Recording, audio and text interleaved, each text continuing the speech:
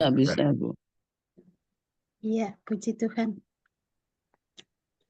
Bapak Ibu, mari kita berdoa lebih dulu untuk firman Tuhan yang akan kita dengar bersama-sama. Mari kita berdoa. Bapa dalam surga, kami bersyukur, berterima kasih. Kami juga datang menyembah-Mu sebagai Allah yang hidup, Tuhan dan Juru Selamat kami, yang telah mati dan bangkit bagi dosa-dosa kami. Kami telah diampuni, dan kami menjadi anak-anak yang kekasih bagi Bapa Surgawi. Kami sujud di hadapan-Mu, mengucap syukur dan berterima kasih atas pengampunan, penyucian yang Engkau sudah laksanakan bagi kami, dan kami menerimanya dengan ucapan syukur dan hati yang bersukacita di dalam Engkau, melalui pekerjaan-Mu ya Roh Kudus bagi kami yang berdiam di dalam hati kami, menjadi pemimpin dan penuntun, pemberi hikmat untuk hidup kami sehari-hari. Terima kasih. Sebelum kami merenungkan firman-Mu, kami berdoa supaya pagi ini di antara kami semua dalam persekutuan KFI, doa pagi ini, marilah bekerja di antara kami untuk alat-alat yang kami pakai, juga sinyal-sinyal di rumah kami masing-masing.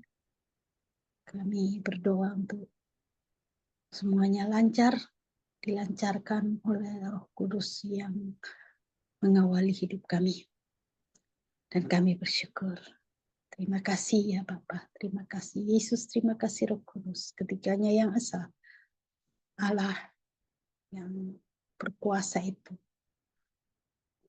pencipta langit dan bumi, yang kami kenal melalui Yesus Kristus. Terima kasih.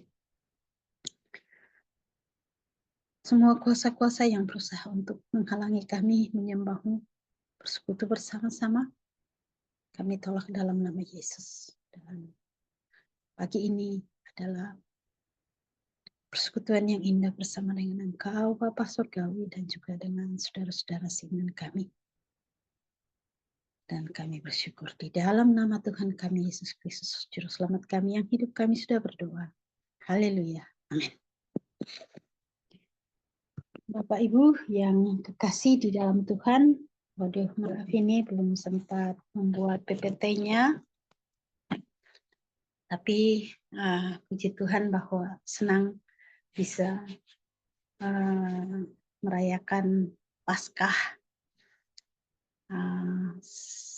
Saya banyak sibuk-sibuknya karena ini adalah masa ujian skripsi, proposal bagi mahasiswa-mahasiswi kami, dan sementara mengajar, dan ada juga pelayanan weekend, ada pelayanan penjangkauan, jadi membagi waktu agak sulit. Tapi tidak masalah ya, semua itu waktu dari Tuhan, dan Tuhan yang memimpin kita saat ini. Puji Tuhan. Tema yang kita sedang gumulkan dan hayati dalam bulan ini yaitu dinamika kehidupan orang percaya dalam melanjutkan karya Kristus ya. Nah, saya berikan subtema hidup yang bijaksana dalam komunitas Kristen. Ya, saya ambil dari 1 Yohanes pasal 2 ayat 12 sampai 14. Baik kalau saya baca buat kita semua. 1 Yohanes pasal yang kedua, mulai dari ayat yang ke-12 sampai ayat yang ke-14. Sebenarnya kalau ayat dimulai dengan ayat yang ke-7, LAI memberikan judul perintah yang baru. Kemudian turun ke bawah sampai ayat yang ke-18 baru masuk ke Antikristus. Tapi kita lihat dulu dari pasal 2 ini, Rasul Yohanes menuliskan bahwa Kristus pengantara kita, dan berarti dasarnya Kristus baru masuk ke perintah yang baru. Kemudian diperingati atau kita diperingatkan selanjutnya dalam pasal 2 itu sebagai ada antikristus dan dipertentangkan dengan antikristus dan anak-anak Allah. Nah, di dalamnya itulah terdapat ayat 12 sampai ayat 14 yang saya mau baca bagi kita semua. Aku menulis kepada kamu, hai anak-anak. Aku dalam pengertian ini berarti Rasul Yohanes ya. Sebab dosamu telah diampuni oleh karena namanya. Aku menulis kepada kamu, hai bapak-bapak, karena kamu telah mengenal Dia yang ada dari mulanya. Aku menulis kepada kamu, hai orang-orang muda, karena kamu telah mengalahkan yang jahat. Aku menulis kepada kamu, hai anak-anak, karena kamu mengenal Bapa. Maksudnya Bapa Surgawi. Aku menulis kepada kamu, hai bapak-bapak, karena kamu mengenal Dia yang ada dari mulanya. Yang ada dari mulanya. Aku menulis kepada kamu, hai orang-orang muda, karena kamu kuat dan firman Allah diam di dalam kamu, dan kamu telah mengalahkan yang jahat. Amin. Kalau kita melihat ini, khususnya surat 1 Yohanes, 2 Yohanes, kemudian ada 3 Yohanes ya, kemudian ada surat Wahyu, atau dikatakan kitab Wahyu, dan itu semua ditulis oleh Rasul Yohanes yang juga menulis Injil Yohanes. Ya, berarti Rasul Yohanes diberitakan dalam sejarah bahwa sejarah kekristenan bahwa inilah Rasul yang paling muda dan memang paling terakhir meninggal. Ya. Jadi memang ada banyak waktu bagi Rasul Yohanes untuk menulis berbagai. Yang pertama itu landasan kitab Injilnya, kemudian dia menulis surat-surat dan juga kitab Wahyu sebagai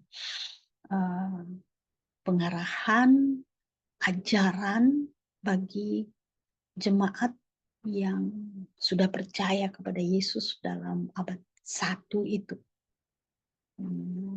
Yesus mengajar dan banyak yang percaya, kemudian murid-muridnya juga mengajar, mendirikan gereja, dan banyak orang percaya.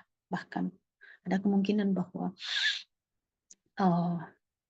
sudah menyebar Injil hampir ke seluruh dunia, maksudnya ke bagian utama dunia pada waktu itu ya, pada waktu meninggalnya Rasul Yohanes.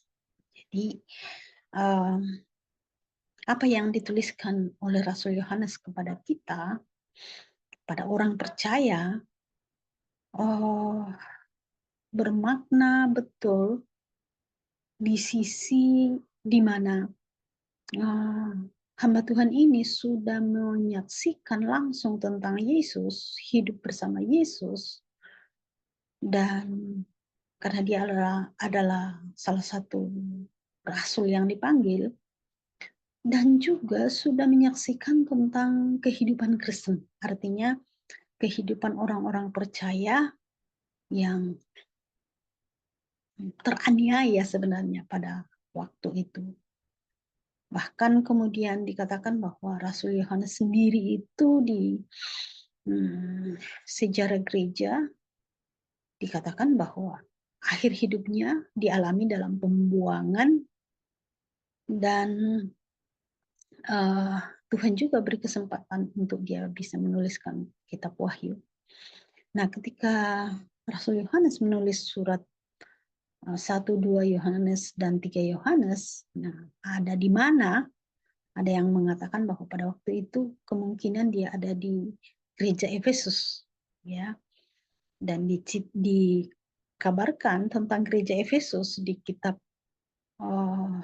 Wahyu bahwa gereja itu sebenarnya gereja yang sangat bagus ya. Juga dalam Kisah Para Rasul bahwa gereja itu didirikan dan luar biasa yang terjadi di sana.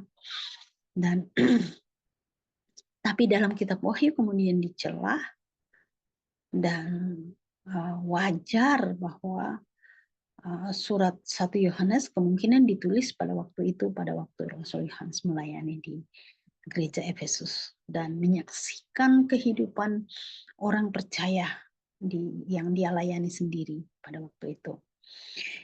Nah, kalau dalam tulisan saya di sini bahwa Yohanes itu sebenarnya, Rasul Yohanes ini ya, Rasul Yohanes ingin mengoreksi kesalahan mengenai Yesus Kristus dan kehidupan sejati di dalam Tuhan, artinya kehidupan sejati orang percaya di dalam Tuhan. Nah, dari fakta bahwa Rasul Yohanes adalah saksi mata dan langsung hidup bersama dengan Yesus sebelum Yesus disalib dan mati, bangkit, dan ke surga, maka ya Rasul Yohanes mengemukakan ajaran-ajaran tentang Yesus dengan penuh makna dan mengoreksi ajaran-ajaran sesat yang berkembang saat itu. Serta ajaran ini sudah memengaruhi orang percaya. Rasul Yohanes juga mengoreksi kesalahan yang merasuki jemaat dan ajaran sesat itu mengatakan bahwa kita tidak berdosa dan juga kita tidak berbuat dosa. Sebenarnya ada dua bagian paling utama ajaran sesat pada waktu itu, namanya dualisme. Ya, ajaran ini mengatakan bahwa yang jasmani itu jahat dan yang rohani itu suci. Berarti kalau Yesus itu tidak mungkinlah jadi manusia sejati. Karena kalau dia jadi manusia sejati, ia jahat. Nah, mereka mau mempertahankan bahwa Yesus itu suci, kudus, berarti tidak mungkin dia menjadi manusia. Jadi mereka mengatakan bahwa Yesus itu hanya bayang-bayang saja. Kalau murid-muridnya berhadapan dengan dia, itu bayangan saja sebenarnya. Jadi bukan manusia Yesus yang sejati itu. Nah, Rasul Yohanes ingin meyakinkan jemaat bahwa mereka yang mengakui dosanya di hadapan Allah memang diampuni dosanya. Dan pengampunan itu datang melalui kematian, melalui darah, melalui kematian dan kebangkitan Kristus. Dan itulah kemenangan yang baru kita nikmati, ya peringati dan kita sedang nikmati. Rasul Yohanes mau meyakinkan jemaat bahwa Yesus adalah pembela mereka terhadap pendakwa, yaitu si iblis yang berkata, kamu tetap orang berdosa, kamu bukan orang yang telah diampuni dosanya, tetapi sebaliknya, kamu adalah orang yang berdosa. Ya, ajaran sesat berusaha untuk meyakinkan mereka bahwa di satu sisi Yesus bukan manusia sejati, berarti bahwa orang manusia itu tak berdosa. Nah, tetapi di sisi lain juga dualisme mengatakan bahwa Yesus Allah mengampuni dosa mereka kita, maka kita juga hidup di atas dosa, artinya kita tidak berdosa. Ya, ajaran-ajaran salah yang dikemukakan oleh pengajar sesat di dalam gereja waktu itu. Zaman Yohanes ini berarti walaupun para rasul sudah menulis kitab-kitab mereka, memang kita tahu bahwa Alkitab sebagai penuntun iman ini, iman percaya kita kepada Kristus itu belum disatukan dan belum menyebar. Jadi kebenaran-kebenaran tentang kekristenan masih dipegang oleh para rasul dan orang percaya gereja mula-mula. Nah, enak kita sekarang kita punya Alkitab, apa saja yang kita mau tanyakan, ya kita buka Alkitab. Apa yang menjadi permasalahan dalam iman kita buka Alkitab sebagai tuntunan, dan juga praktek hidup kita dituntun oleh Alkitab itu. Lain dengan orang percaya mula-mula, mereka tidak punya, mungkin mereka hanya punya kitab Taurat, 5 kitab Musa itu kalau ada. Nah, jadi kepercayaan mereka didasarkan pada apa? Ya sungguh didasarkan pada iman dan pengajaran dari para rasul.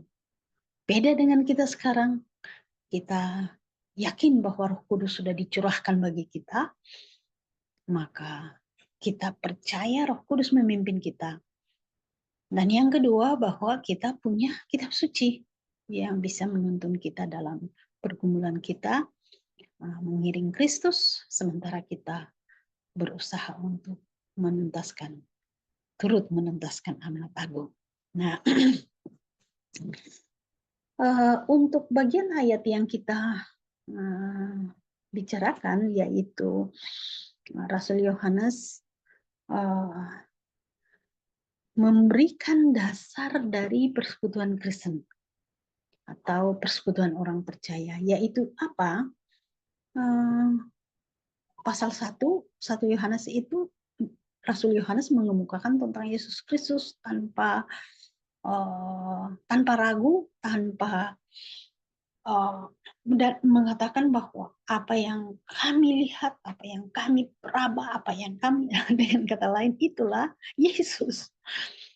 Jadi fakta-fakta tentang Yesus dalam pengalaman hidup Yohanes itu, Rasul Yohanes, dan dicantumkan itu dalam pasal 1. Dalam pasal itulah yang menjadi dasar persekutuan kita orang percaya. Itulah juga dasar iman kita. Dan sesudah itu Rasul Yohanes beralih ke pasal 2 yang mengisahkan, memberikan dasar-dasar persekutuan, yaitu hubungan yang dinamis dengan Tuhan, juga hubungan yang dinamis dengan sesama orang percaya. Nah, hubungan yang dinamis di dalam hubungan dengan Tuhan maupun dengan sesama orang percaya pasti ada perkembangan, ada pertumbuhan, dan juga ada perubahan. Itu yang kita tahu sebagai dinamika, ya. Nah, tanda persekutuan dan kehidupan di dalam Tuhan adalah bahwa kehidupan itu melahirkan kehidupan. Ya. Jadi kehidupan orang percaya juga, orang percaya akan memang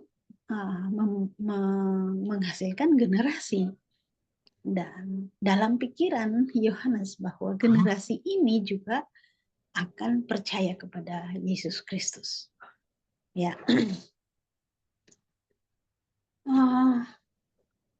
Yang penting bagi kehidupan fisik, ya tentunya, maupun kehidupan rohani, ada perkembangan. Dan perkembangan ini dialami dalam komunitas. Dan komunitas ini adalah komunitas yang penuh kasih. Wah, luar biasa.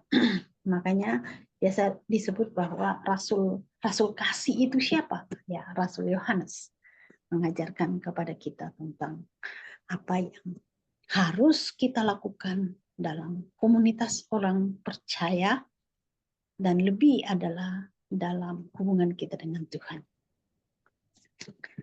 Oleh sebab itu, kalau saya menekankan kepada ayat 13 dan ayat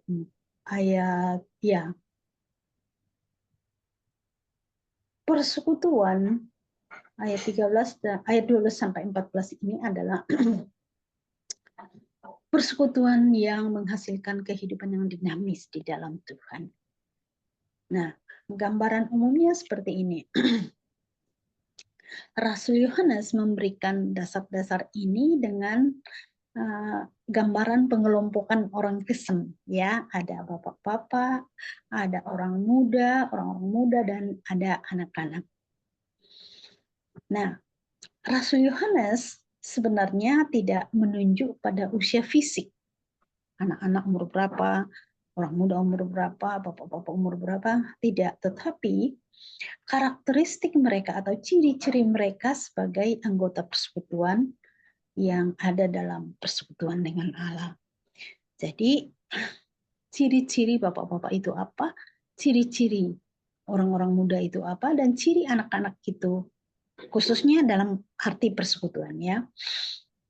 Nah, ada pemikiran tentang beberapa banyak kelompok yang dimaksudkan oleh Rasul Yohanes. Apakah satu kelompok dengan 3 karakteristik yang mewakili semua orang, yaitu anak-anak, bapak-bapak, dan orang muda, atau ada 2 kelompok dan mereka semua diidentifikasi sebagai anak-anak Allah, tetapi ada pemuda rohani, anak-anak rohani, dan ada bapak-bapak rohani. Artinya anak muda yang mungkin lebih rohani dari yang lain, maksudnya pemikiran ini. Pemikiran yang ketiga itu bahwa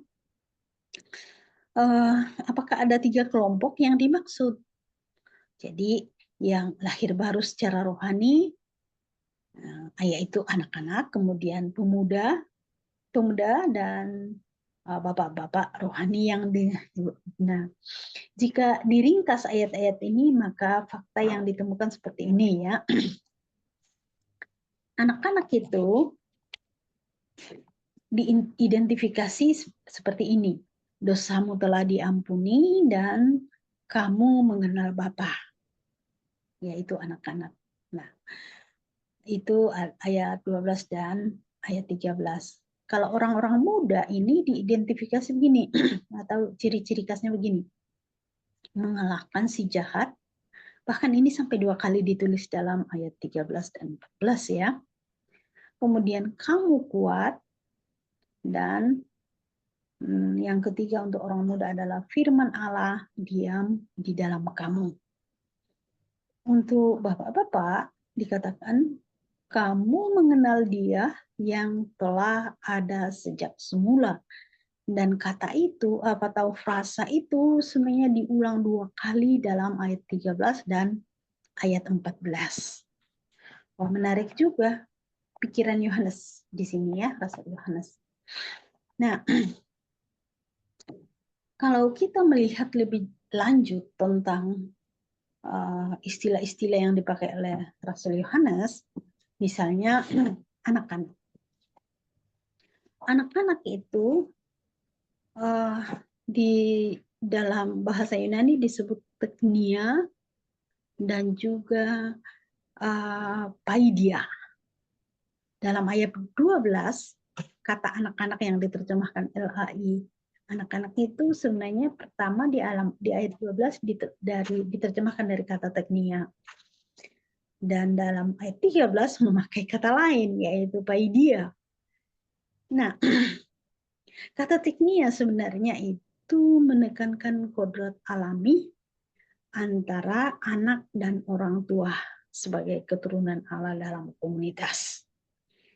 Kalau kata paida digunakan dalam ayat 13 itu menekankan gagasan atas bawah, atasan bawahan, misalnya juga seperti dalam hubungan guru dan siswa, ya. Dalam pengertian ini istilahnya apa, ya, subordinasi, ya, yang satu adalah yang di atas atau atasan, kemudian yang bawah adalah bawahan, istilah paidah itu. Nah, bisa juga dalam posisi seperti misalnya ada anak, kemudian ada bayi. Ya. Nah, Jadi kedua kata ini dipakai. Berarti kedua arti ini dimaksudkan oleh Yohanes. Jadi baik sebagai posisi ada di mana dalam kerohanian maupun ada di mana dalam usia, keduanya memberikan arti apa? Dosa sudah diampuni. Berarti bagi kita, bagi kita sebagai anak-anak Allah, maka dosa kita sudah diampuni. Istilah yang dipakai itu diampuni, kata kerjanya itu dalam bentuk perfect ya, have forgiven. Dan Bapak Ibu tahu itu berarti istilah diterjemahkan oleh LAI dengan kata telah. Dan itu perfect, artinya sudah selesai dengan sempurna, tidak sedang berjalan pengampunan itu, tetapi sudah diampuni. Wah, ini luar biasa pengertian yang diberikan oleh Rasul Yohanes. Dan pengampunan itu datang dari mana? Dalam namanya. Dalam nama siapa? Dalam nama Yesus. Ya. Jadi pengampunan kita terima dalam nama Yesus. Ini adalah jaminan terbesar yang dapat dimiliki oleh seseorang. Pengampunan dosa yang didasarkan pada fakta sejarah yang telah selesai. Bahwa Kristus telah mati dan memenuhi persyaratan bagi pengampunan dosa kita. Wah, luar biasa ya. Jadi alasannya orang percaya, alasannya orang Kristen bersuka cita itu karena apa? Dosanya telah diampuni.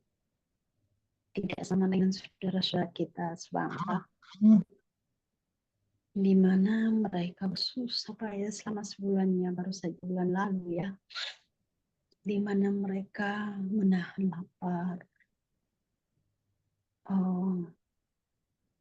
muka yang murung, apalagi tidak bekerja keras karena lapar jadi banyak tidur. Saya memperhatikan tetangga saya di depan rumah, sampai saya tanya-tanya, di situ ada anak kecil tapi kok anak kecilnya juga enggak apa ya, enggak nangis, enggak minta keluar. Ya enggak tahu apa dibuat supaya tetap tidur atau apa. Jadi yang jelas bahwa sepi sekali di daerah perumahan saya karena orang yang berpuasa yang biasa tinggal di rumah dan beraktivitas, pada tidur, tutup pintu, tutup jendela dan tidur gitu. Apalagi kalau udah siang-siang mulai jam-jam 2, jam 3 gitu sampai sore. Biasanya mulai agak rame sedikit kalau jam 4 keluar masuk ibu-ibu mungkin pergi cari makan, cari apa gitu. Wow, berlawanan dengan kita yang senantiasa bersuka cita karena kita memiliki pengampunan dosa di dalam Kristus karena kematian dan kebangkitan Kristus. Ironisnya lagi adalah bahwa sesudah bulan puasa itu kita langsung masuk dengan peristiwa Paskah dan kebangkitan, di mana orang Kristen merayakan kebangkitan Tuhan, kematian dan kebangkitan Tuhan. Kita Jumat Agung pun tidak terlalu karena walaupun Jumat Agung kita memperingati bahwa Tuhan disalib, saya sama anak saya, kami rencana dengan Pak Eka juga mau nonton The Last Supper, dan ya kami memang menonton itu. Jadi Jumat Agung kami diwarnai dengan pikiran yang kami saksikan dalam film The Last Supper ya. Mungkin Bapak Ibu juga sudah melihat film itu. Wah, memang luar biasa menolong kita untuk mengingat tentang dosa-dosa kita dan bagaimana Tuhan mengampuni. Jadi ya kesedihan-kesedihan tentang kematian Tuhan ya bagi kami, saya dan anak saya ya kami alami di ruang bioskop itu. Lain dengan saudara-saudara kita yang tidak memiliki sukacita pengampunan itu ya. Mereka begitu tertekan, tetapi kemudian masuk ke akhir dari bulan puasa itu namanya bulan kemenangan katanya, hari kemenangan. Dan dosa mereka sudah diampuni dan sebagainya melalui puasa, sedekah, apalagi perbuatan baik yang mereka lakukan. Dan mereka berbuat lagi sampai 1 tahun yang akan datang, dan mereka berusaha menebusnya lagi dengan hidup susah selama sebulan dan masuk kemenangan lagi. Begitu terus. Nah, kita tahu bahwa sayang sekali mereka belum menerima sukacita yang kita miliki sebagai sukacita pengampunan. Jadi sebenarnya dosa kita telah diampuni. Nah, tentunya kalau kita mengartikan dosa itu sebagai pelanggaran hukum yang sudah diketahui dengan sengaja. Seperti dikisahkan dari Kejadian 3. Karena Kejadian 3 adalah peristiwa manusia jatuh ke dalam dosa dan kita mengartikan dosa dari sana. Jadi dosa itu adalah pelanggaran hukum Tuhan atau perintah Tuhan yang disengaja. Perintah itu mereka sudah tahu, tapi dengan sengaja mereka langgar. Dan Yohanes berkata bahwa pelanggaran kita itu, dosa kita sudah diampuni. Pelanggaran kita sudah diampuni dan dosa kita disucikan, ya. Yohanes 1 ayat 1 Yohanes 1 ayat 9. Yohanes menekankan kedudukan pasti yang telah dicapai setiap orang percaya berdasarkan pribadi dan karya Kristus. Itu apa? Mati dan bangkit. Wow, luar biasa. Kemudian Anda juga sudah mengenal Bapa, ya. Anak-anak sudah mengenal Bapa. Karena kamu mengenal Bapa, sekali lagi kata mengenal itu dalam bentuk perfect tense. Kamu telah mengenal dan tetap mengenal, itu Pak pemahamannya. Jadi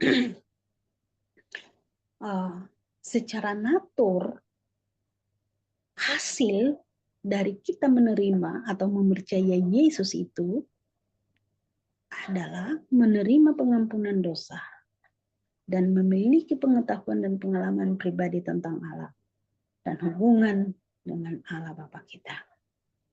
Jalan menuju pengetahuan tentang Bapa kita adalah melalui pengampunan dosa. Jadi kalau bagaimanakah kita mengenal Allah Bapa itu adalah melalui pengampunan dosa.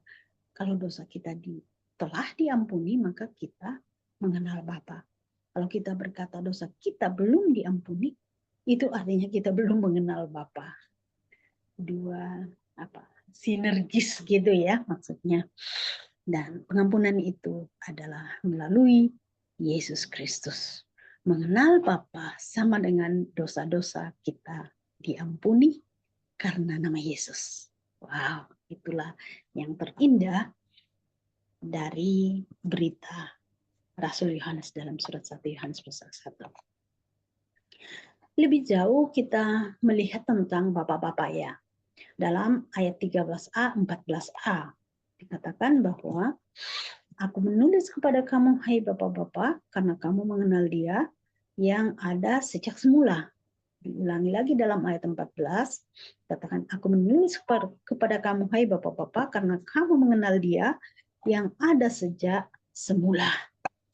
Nah, frasa ini diulang 2 kali. Nah, pertama kali itu mungkin diartikan ya merujuk kepada Yesus Kristus sebagai korban bagi pengampunan dosa kita.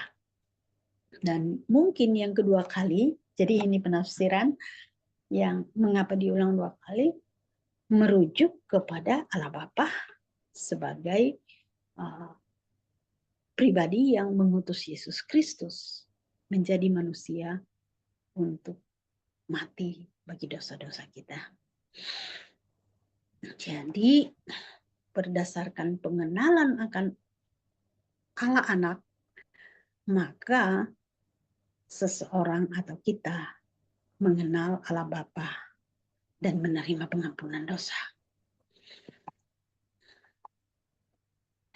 Kata mengenal sama dengan kata yang digunakan untuk anak-anak kecil atau children, ya.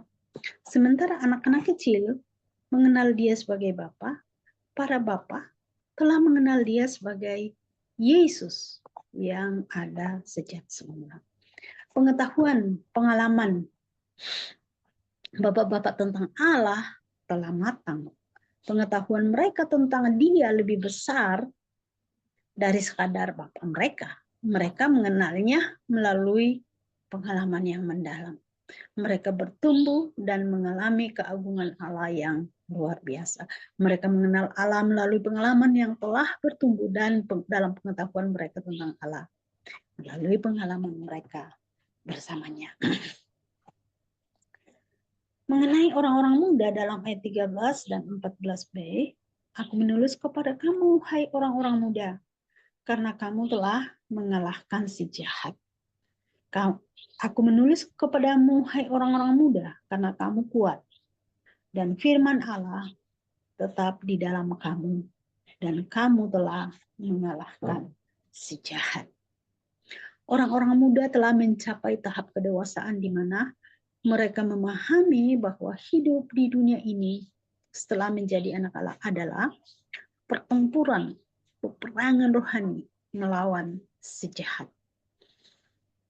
Nah, dalam pemahaman ini, orang muda ya memang orang kuat. Jadi dibawa kepada pemikiran tentang perang.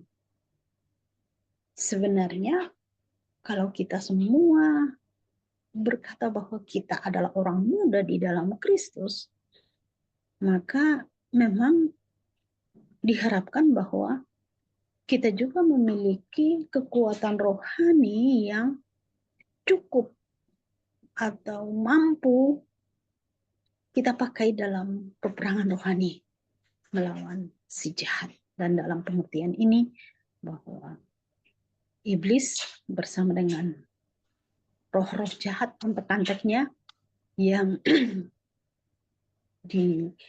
yang mengintimidasi kehidupan orang percaya, supaya misalnya tidak yakin akan pengampunan dalam darah Kristus,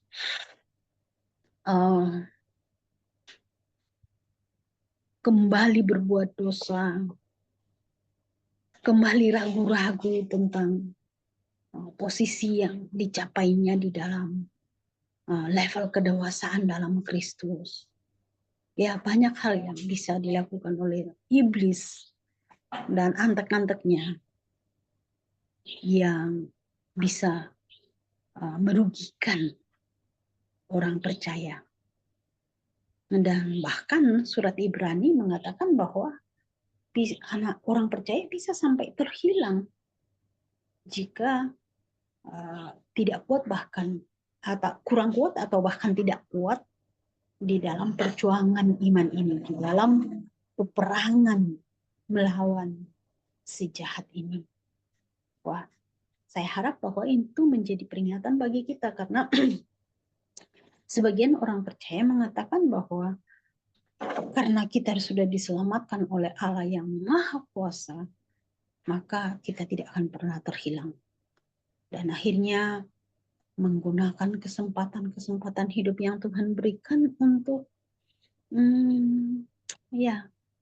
berleha-leha dalam kehidupan rohaninya, kurang peka terhadap tugas dan tanggung jawab kehidupan Kristen yang sungguh-sungguh, dan akhirnya juga tidak pernah terbeban untuk melaksanakan visi misi anak agung.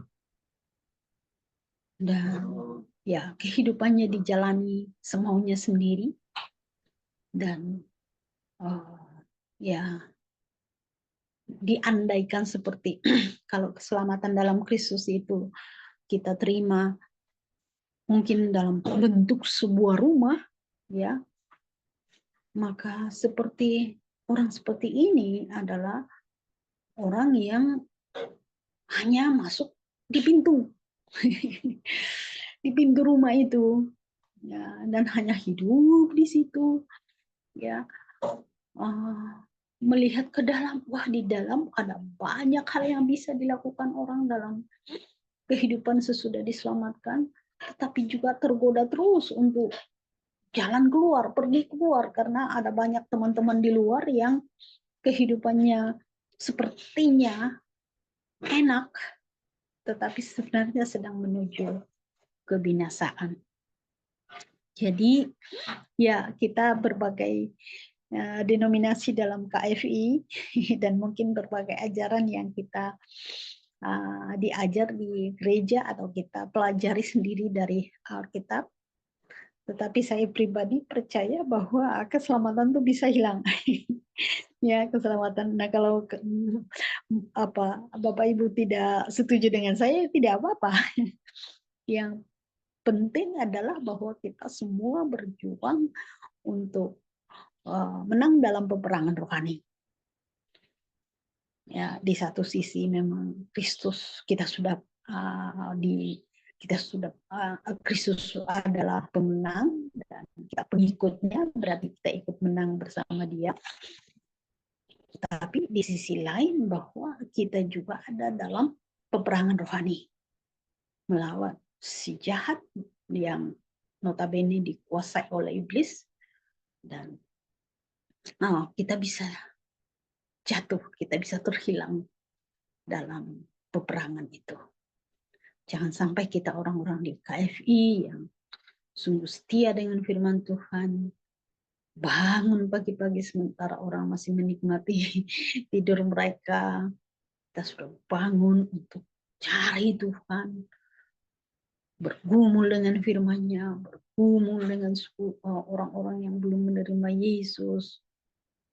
Dan itu sebuah usaha yang sungguh indah di dalam Tuhan, bagian dari peperangan rohani kita. Tetapi kita memang terus setia sampai Yesus datang.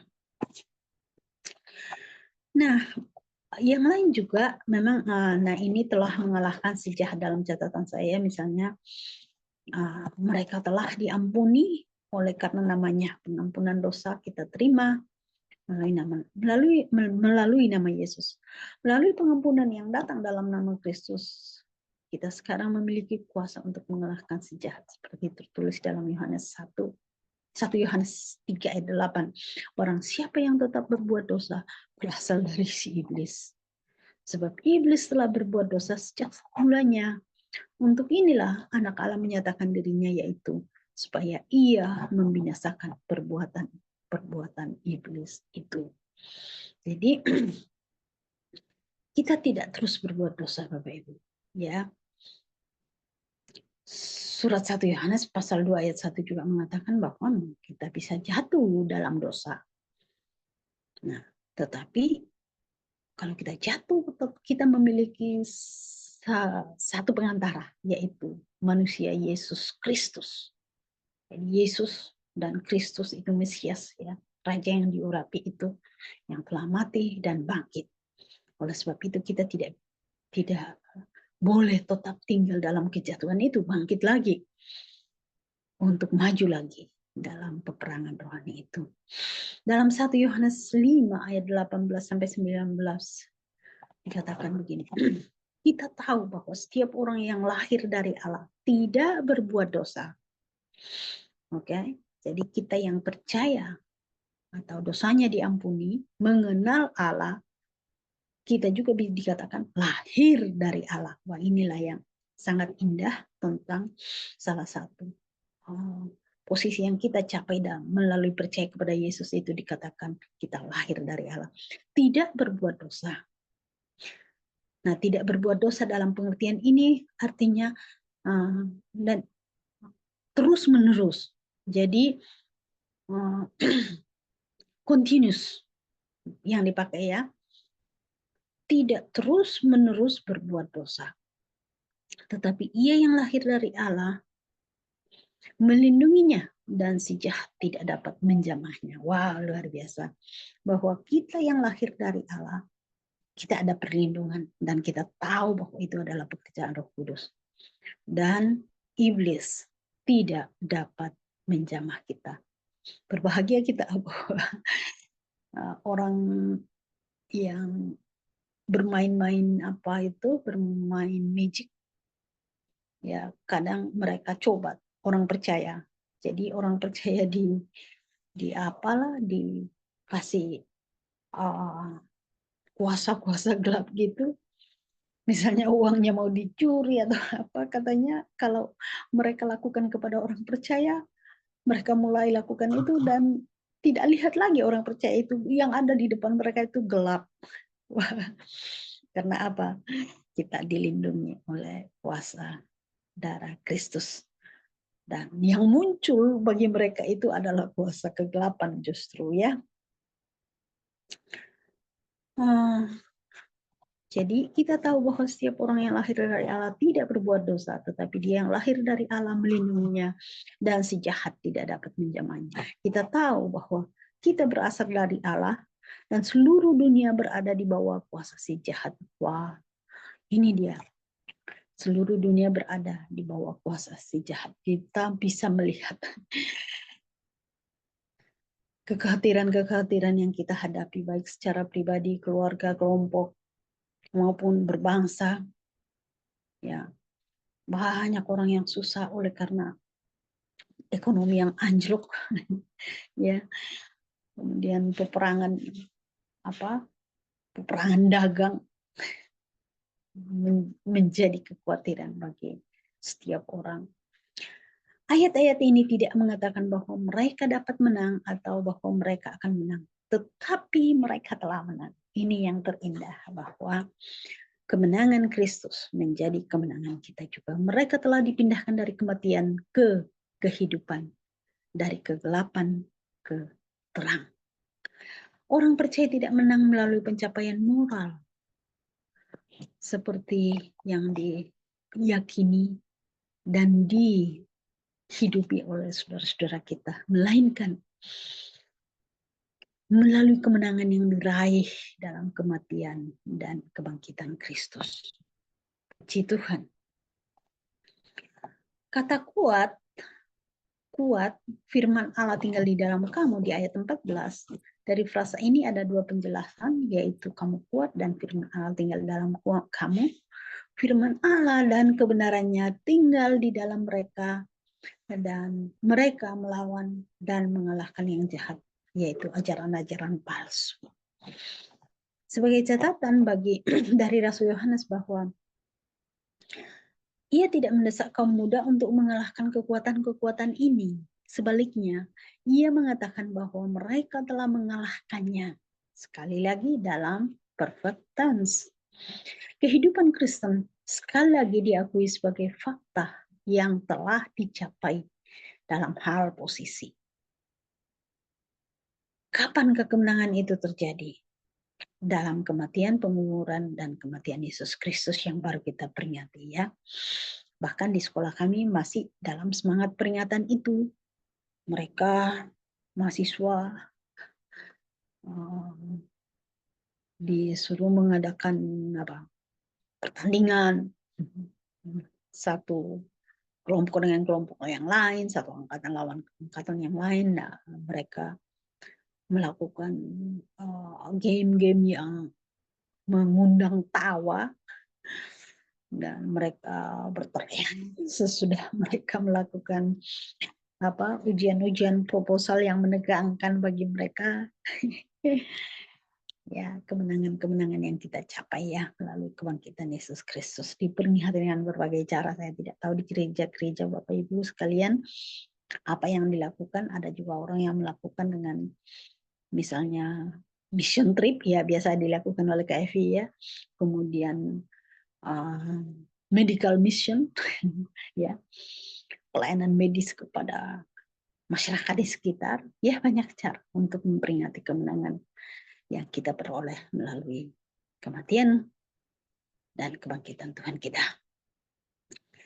Kolose 2 ayat 13-15. Kamu juga meskipun dahulu mati oleh pelanggaranmu dan oleh karena tidak disunat secara lahiriah, telah dihidupkan Allah bersama-sama dengan Dia sesudah Ia mengampuni segala pelanggaran kita.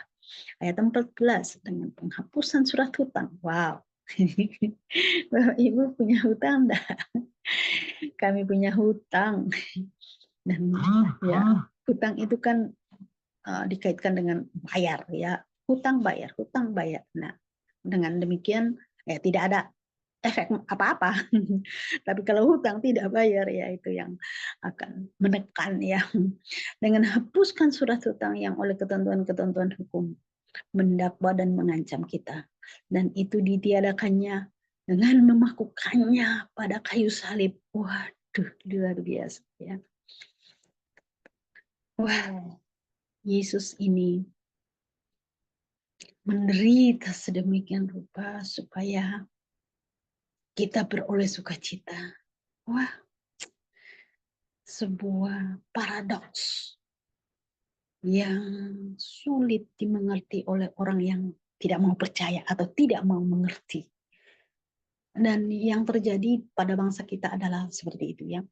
Mereka tahu, tetapi mereka tidak mau mengerti. Dan mereka membuat cerita, misalnya, bukan Yesus yang disalibkan. Apalagi, ya hal-hal yang menjadikan mereka akhirnya tidak percaya bahwa Yesus telah mati dan bangkit untuk dosa-dosa kita. Sayang sekali, tapi dengan kita mendoakan, kita berusaha menjangkau mereka, kita juga yakin bahwa ada keselamatan bagi mereka. Amin. Haleluya. Ia telah melucuti pemerintah-pemerintah dan penguasa-penguasa dan menjadikan mereka tuntunan umum dalam kemenangannya atas mereka. Waduh. Memang dengan kematian Tuhan kita itu dikatakan bahwa itulah peperangan melucuti para penguasa di udara, ya, pemerintah dan penguasa di udara.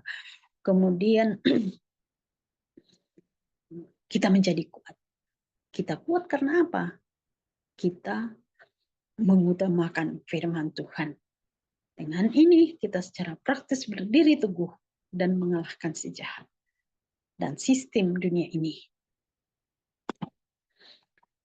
Nah, sebagai ringkasan ya tentang identifikasi anak, orang muda dan bapak, dosamu telah diampuni, kamu telah mengenal Bapa, kamu mengalahkan jahat, kamu kuat, firman Allah diam di dalam kamu, kamu mengenal Dia yang telah ada sejak semula, beberapa kali diulang. Dari identifikasi ini, karakteristik ini, maka kita perlu hidup dengan keyakinan di dalam Kristus. Yang pertama, keyakinan bahwa dosa-dosa kita telah diampuni melalui kematian dan kebangkitan Kristus. Yang kedua, Allah Bapa menjalankan perannya sebagai Bapa pribadi, Bapa pribadi. Ya, jadi memang tidak ada yang namanya cucu Kristen ya, yang ada adalah atau cucu Allah yang ada adalah anak Allah atas hidup kita. Kita semua harus mengalami yang namanya kelahiran baru. Tidak ada yang dikatakan karena bapak saya sudah lahir baru maka saya jadi cucu Allah. Enggak. Itu tidak ada kebenaran yang disampaikan melalui firman Tuhan seperti itu. Kita semua harus lahir baru untuk memanggil Allah itu Bapa kita. Yang ketiga, kita telah mengalahkan si jahat. Oleh sebab itu kita telah menerima pengampunan dosa dan kita tidak berdosa Jika kita tidak sengaja berbuat dosa, jika kita sengaja berbuat dosa, ya itulah yang namanya dosa. Tetapi sepanjang kita tidak sengaja berbuat dosa, maka kita adalah orang yang menang atas dosa dan atas si jahat melalui darah Kristus. Marilah kita hidup bijaksana, setia kepada Kristus, dan menghargai komunitas Kristen. Komunitas apa saja? Komunitas orang percaya, gereja lokal kita, kelompok-kelompok kita, KFI, ya. Kami juga tergabung dalam PMD, ya. Kami tergabung dalam API, Asosiasi Pendeta Indonesia. Kami tergabung dalam persekutuan di perumahan kami, persekutuan Wikumen. Ya, banyak persekutuan komunitas orang percaya. Mari kita setia dan menghargai itu semua, sementara kita setia kepada Kristus. Tuhan dimuliakan di dalam kehidupan kita sebagai komunitas maupun sebagai orang percaya secara individu, secara pribadi kepada Yesus Kristus. Mari kita berdoa. Bapa Surgawi, kami bersyukur, kami berterima kasih bahwa Kristus yang mati dan bangkit dan pergi ke surga menyediakan tempat bagi kami dan akan kembali. Kami sedang menantikan kedatangan-Mu kembali, ya Kristus. Banyak hal yang kami alami dalam dunia ini.